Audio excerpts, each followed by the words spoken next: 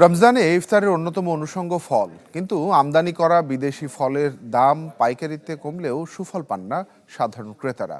তাই বাজার মনিটরিংয়ের তাগিদের কথা বলছেন ভোক্তারা। এবার নগদে পাচ্ছেন হেলিকপ্টার অফার, তাই কেনাকাটার পেমেন্ট নগদে করুন আর বুঝে নিন ২,০০০ টাকারও বেশি ক্যাশব্যাক সহ হেলিকপ্টার রাইড। পেমেন্ট শুরু করুন আজই। বাজারে সারা বছরই দেশি বিদেশি নানা ধরনের ফল থাকে, তবে রমজান মাস এলেই ফলের চাহিদা বাড়ে উল্লেখযোগ্যভাবে। সেই সাথে বাড়ে দাম। আমদানিকারকেরা বলছেন ভ্যাট ট্যাক্সের অতিরিক্ত বোঝার চাপ নিতে হয় সাধারণ ক্রেতাদের। মোহাম্মদপুরের বাসিন্দা আলম এসেছেন বাদামতলীতে ফলের বাজারে। দাম নিয়ে জানতে চাইলে বলেন, আগের চেয়ে সব ধরনের ফলের কিছুটা দাম কমেছে পাইকারিতে, তবুও সাধারণের নাগালের বাইরে। কমলা, আপেল, আঙুর কিনতে ক্রেতাদের পাইকারিতে গুনতে হচ্ছে কেজিতে প্রায় ২০০ টাকা।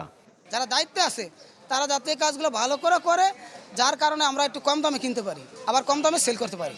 তবে ভোক্তাদের অভিযোগ, পাইকারিতে দাম কমলেও তার সুফল মেলে না খুচরা পর্যায়ে। আমি ওইখানে বড়ি দেখলাম ৪০ টাকা, এখানে চাই ১২০ টাকা। ওইখানে আপেল দেখলাম ৩৫০ টাকা, এখানে কিনলাম ২০০ টাকা। বিভিন্ন দেশে আপনি রোজা আসলে দ্রব্যমূল্যের দাম কমায় দেয়, ফ্রি দেয়। বাংলাদেশে কার থেকে কে নিতে পারবো, কার ঘাড়ের উপরে বোঝা চাপায় ধরবো। বাজার মনিটরিং ঠিক থাকলে খুচরা পর্যায়ে ফলের দাম কমবে বলে মনে করেন ক্রেতা সাধারণ। ফল আমদানিকারকেরা জানান, ভ্যাট ট্যাক্স কমলে আমদানি করা ফলের দাম আরও কমবে।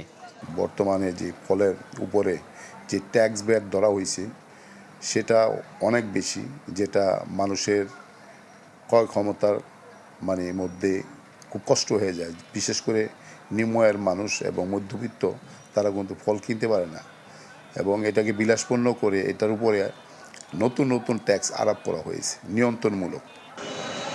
এখন ফল আমদানিতে সময়কাল ভেদে ১২৫ থেকে ১৩৫% ভ্যাট ট্যাক্স দিতে হয়। রনক মাহমুদ সৌরভ, চ্যানেল 24, ঢাকা।